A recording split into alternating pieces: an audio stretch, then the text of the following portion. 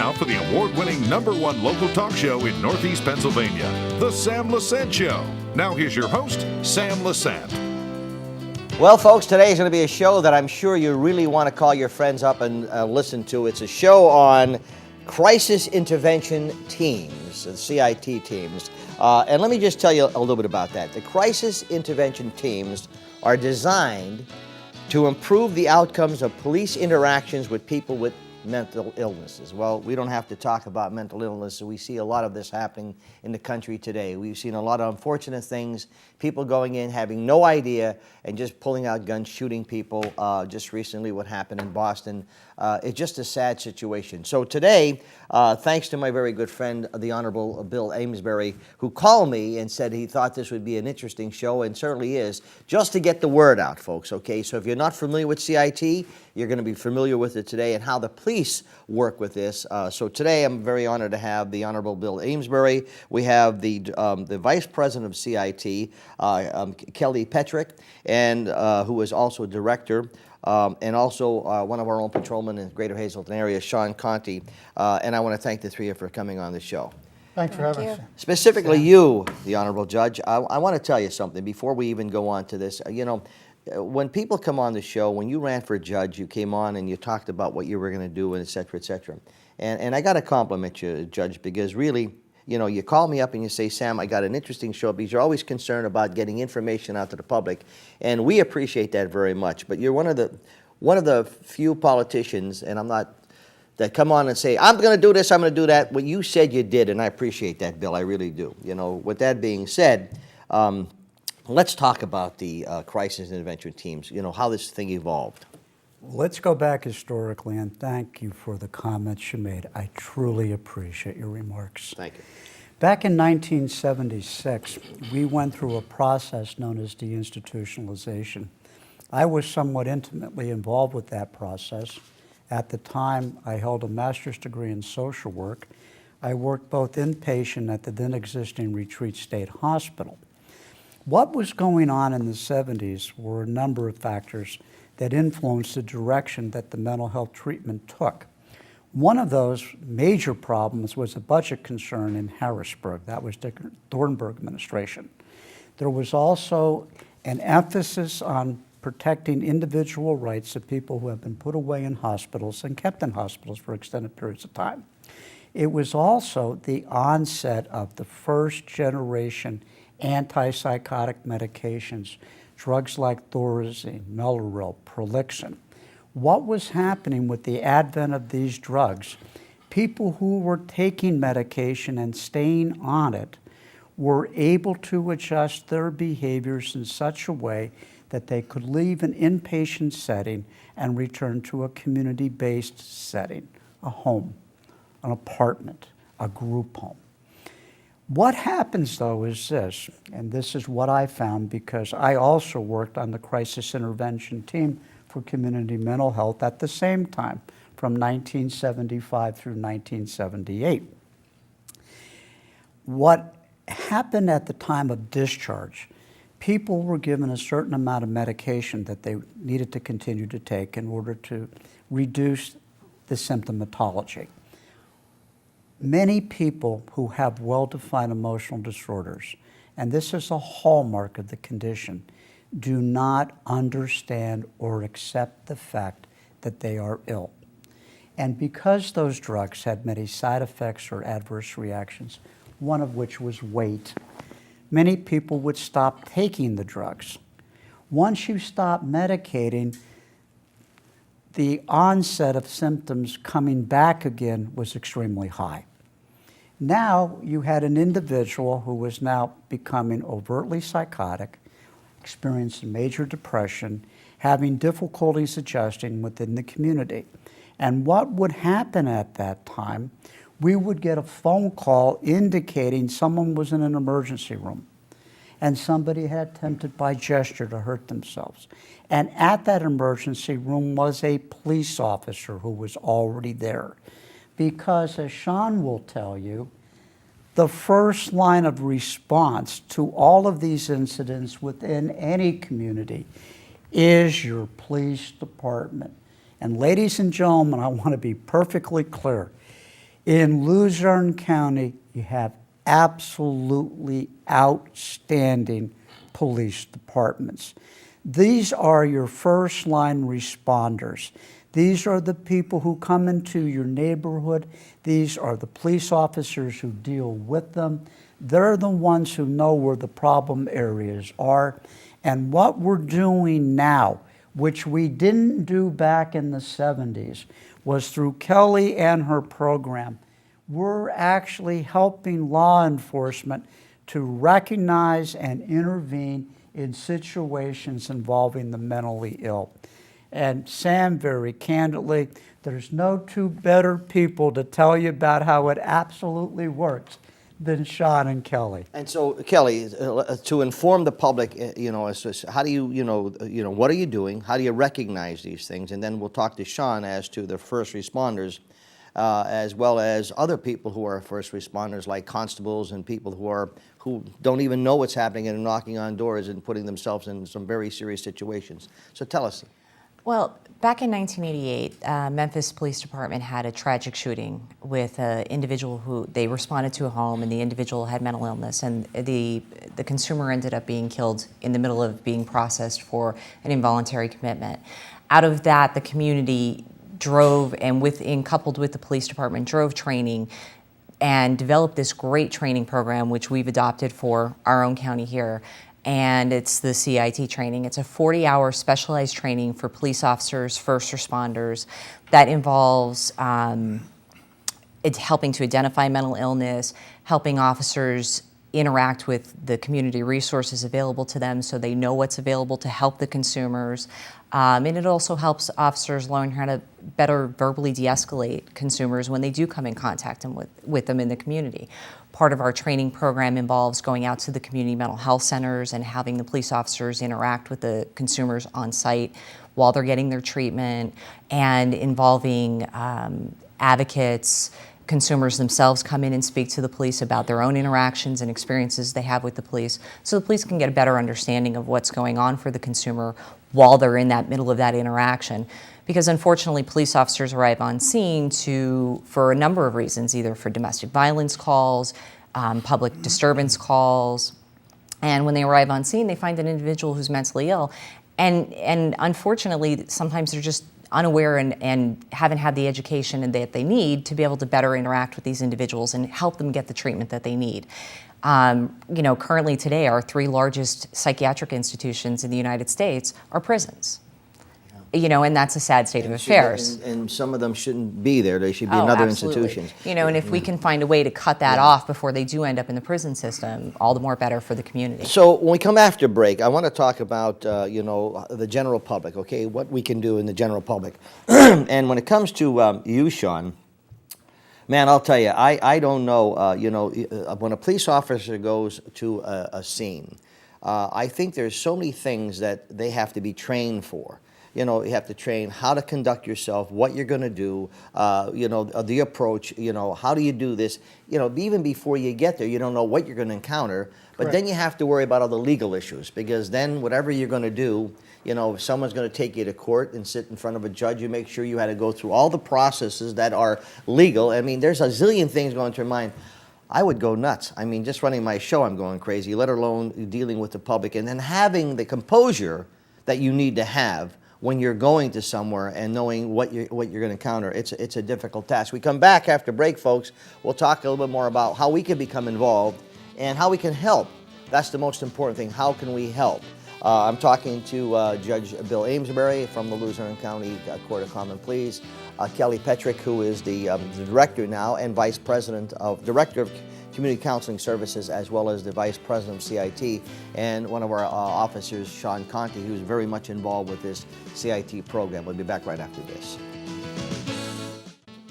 Thanks for staying with us, folks. I'm Sam Lesante, a very informative show again. I have Judge Bill Amesbury here with me, the Director of the Community Counseling Services, Kelly Petherick, and also who's the Vice President of C.I.T, which is the the crisis intervention teams and Officer Patrolman Shawn Conti. Luzerne County District Attorney Stephanie Sylvanta says when she was giving out diplomas, she says, you are the people, we're talking about the policemen, you are the people that show up when a mental disturbance call is made. Through this training, you now know how to safely and quickly respond and make sure that the people with serious illnesses get the treatment they need immediately. And Shawn, the policeman, patrolman involvement now, how does this work? Well, Sam, the training provided by our crisis intervention team trains first responders, typically law enforcement. Law enforcement normally receives the call from 911 or from the community as a whole to respond to a crisis-related incident. So typically, law enforcement arrives on scene first, obviously to secure the scene for EMS or any other agencies going to that scene, Sam. What we train first responders is we're teaching law enforcement, first responders, what to be on the lookout for, red flags dealing with someone in mental crisis or mental illness, and how to de-escalate that situation from becoming something more serious or fatal. How do you do that? Well, partnering up with people like Kelly and her agencies, where they take the time to sit down with law enforcement through our course, a 40-hour program, to show law enforcement what to look for, Sam. The do's and don'ts, how to deal with somebody in crisis. Here's a simple example, which I've learned. I had this habit. A lot of law enforcement officers use their duty belt for a hand or armrest. Typically, they're gunned. They're not being threatening, but it's just a place to put your hand so you're comfortable. This in itself could be viewed as threatening in nature by someone in crisis. You putting your hand on a gun, if an officer's doing that, he doesn't mean to be threatening by it, he's just using his gun as an armrest. But that person in crisis could view that as a threat and then would escalate that situation potentially to a crisis you don't want to deal with, that we're trying to prevent from the beginning. So we're telling law enforcement, look, you're dealing with someone in crisis, the last thing you want to do is stand with your hand on your gun. Well, now there are degrees here now, Shawn. I mean, if you go to a disturbance, excuse me, you go to a disturbance, it all depends, I would think now, how severe this is. If it's a domestic and somebody has somebody against a wall, or they just beat somebody up, or they're in the room, or they're going to kill themselves, or they're going to kill the people inside in hostage situations. I mean, there are certain degrees that a police person or first responder has to look at. Is that correct? Absolutely, Sam. At no time is this course meant to augment or intervene in officer safety or scene safety or citizen safety. It's just another tool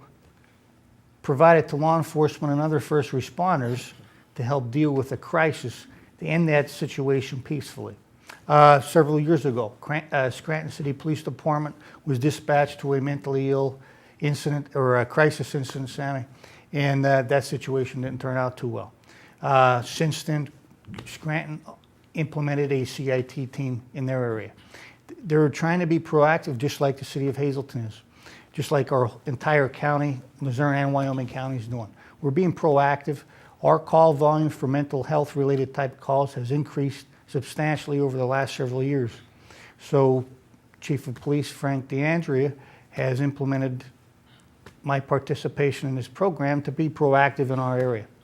Well, there's other area first responders. I was telling Bill Amesbury, I have a lot of good friends who are constables here in Hazleton, as well as in the county. In fact, we had the constables on just to show what they do. I mean, these people it's a very dangerous situation.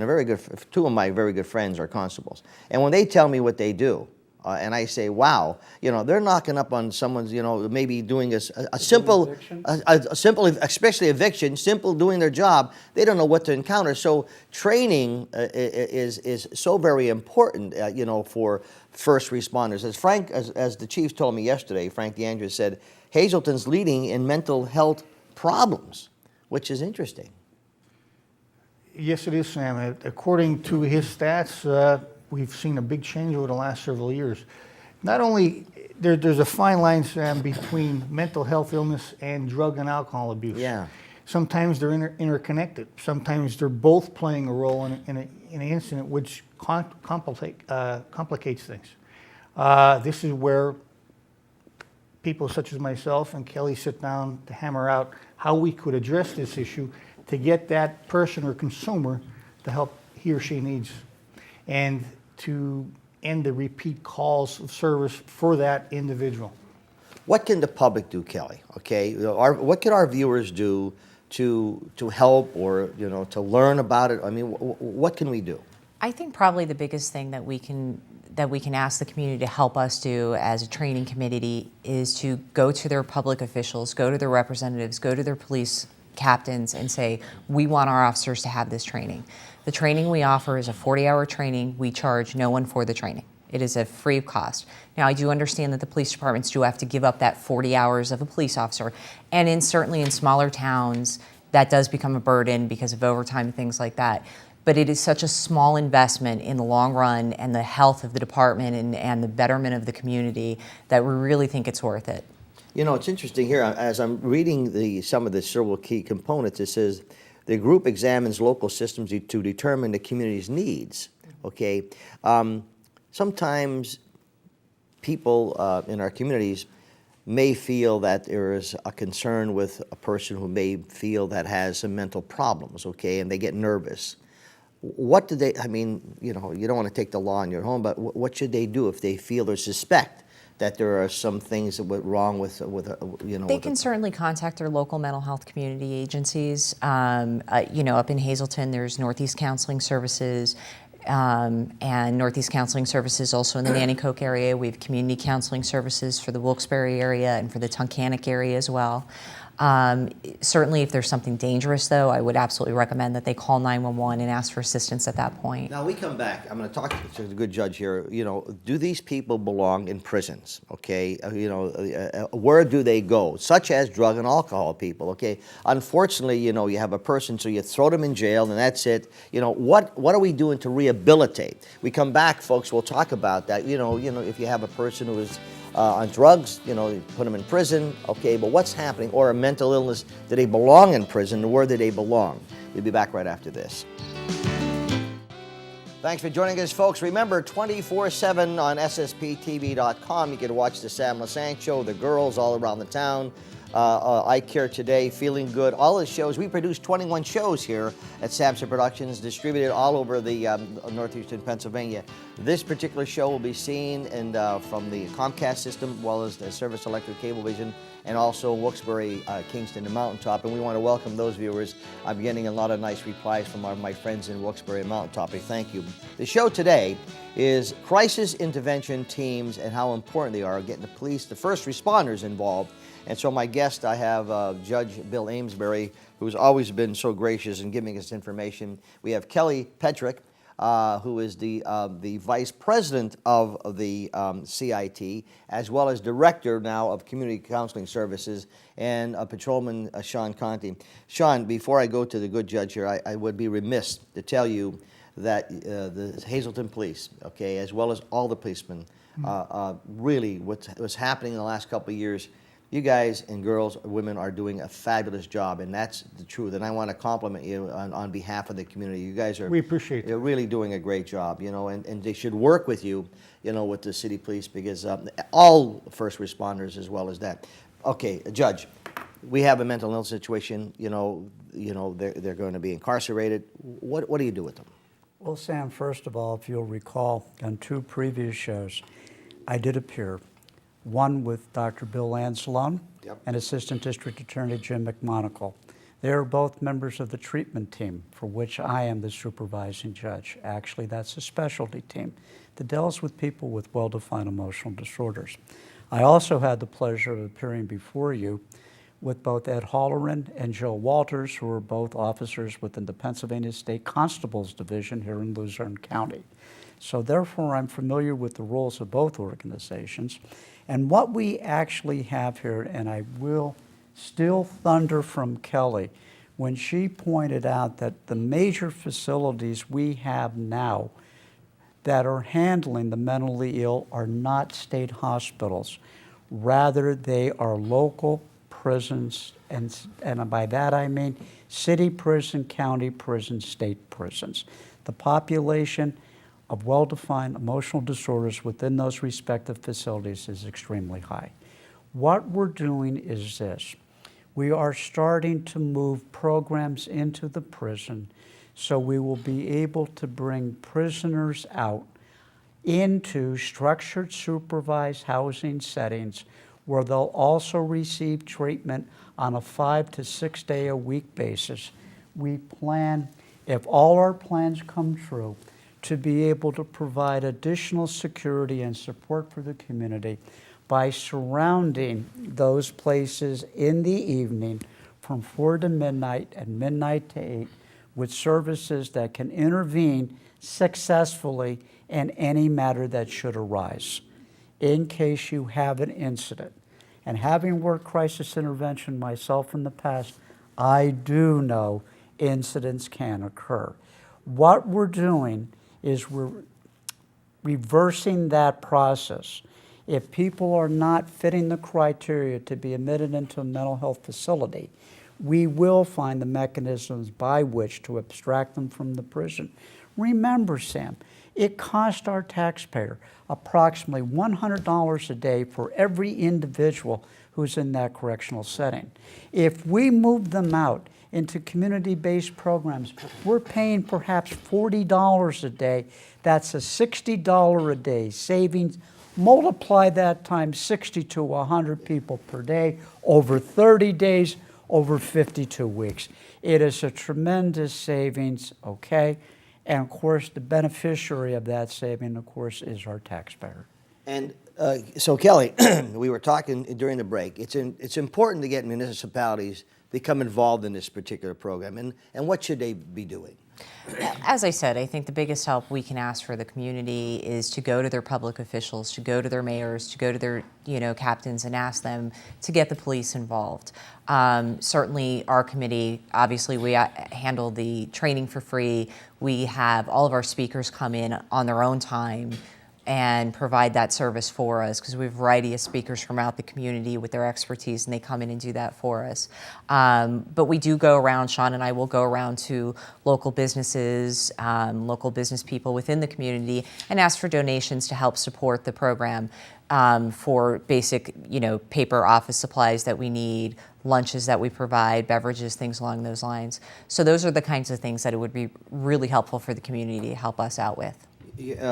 What you said, Shawn, and so we need to get the communities involved, Absolutely. okay? What you said here, and it was funny, I was talking to Dr. Befield this morning about this PTSD, okay? And you said we have people coming back, it's amazing, we have people coming back from wars overseas, okay? And there's a whole slew of issues that we're facing out there on the street today, and it's increasing dramatically. It is so important to understand, and I have such compassion for these people. In fact, I'm going to have a show on with Booty Beltrami talking about these wounded veterans, okay? And what a disgrace it is in this country today that these poor veterans have to be pleading for money, okay? That's a whole new show in itself. It just disgusts me to see these poor people that gave up their limbs, their families, and they're out there begging. It is disgusting, and Booty's going to have a lot to say about that. But getting back to this, okay, these are part of the things what we're working on. I become encouraged to see how we're progressing, Shawn, in those areas. Well, this is a start for law enforcement in this area. We're hoping this continues. We're getting more support every day from the community and from people like Judge Amesbury here supporting this program. District Attorney's behind us 100%. My police chief's behind us 100%. And that's a good start. Yeah. We need to continue this. We need to get other departments, municipalities, lower Luzerne County involved in this program as well. Mm-hmm. It doesn't take that much time, and it's preventative. Okay, how do the now? I'm sure you're getting to the municipalities. How do the people get involved with this, Kelly? If it's To attend the training? I mean, yeah, to get involved or to learn more about this. To learn CIT. more about the training. Probably, I think the easiest way to do it is to contact your local NAMI chapter. Down in Wilkes-Barre, one of the individuals on our CIT training committee is Paul Radisevich, and he's been a key component. They help us with getting the contacts, getting the word out to the consumers and the families in the community, help us advocate to get those departments and those municipalities involved. So they've been a big, huge help with us. Okay, so my co-producer Bill Amesbury said, okay, that we should have a couple more, shows that you come in with various information as we could get, because the more information we get out is important. Judge, thanks a lot. Sam, you mentioned one thing, and in a just quick close, and I want to remind you, we do have a Veterans Court now in Luzerne County run by the Honorable Joseph F. Sklarowski. Oh, yes. So we are expanding. We are recognizing the problems. We're trying to intervene. Well, I just said to you before, I would like to have you and the president judge and another judge come on to talk about what happened the last 4 years and how there's so many things happening in our courthouse, which are great things, okay? Absolutely. We want to talk about. Kelly, thanks for coming on the show. much. Shawn, always Thanks nice for seeing having you. Whatever we could do, our news department, whatever we could do to help to promote, this particular program, we're here for you, that. And please give my best to all the patrolmen, for that matter, throughout the Luzerne County and Wyoming County. Judge, always nice seeing you. Always okay? good to see you, Kelly, sir. congratulations on your appointment. Folks, it's the Sam Lesante Show. Remember, 24/7 SSP TV. Last month, over 1.5 million impressions on our website. Wow. Thank you so much, and also for the comments. My email, sam@ssptv.com. We'll see you next time.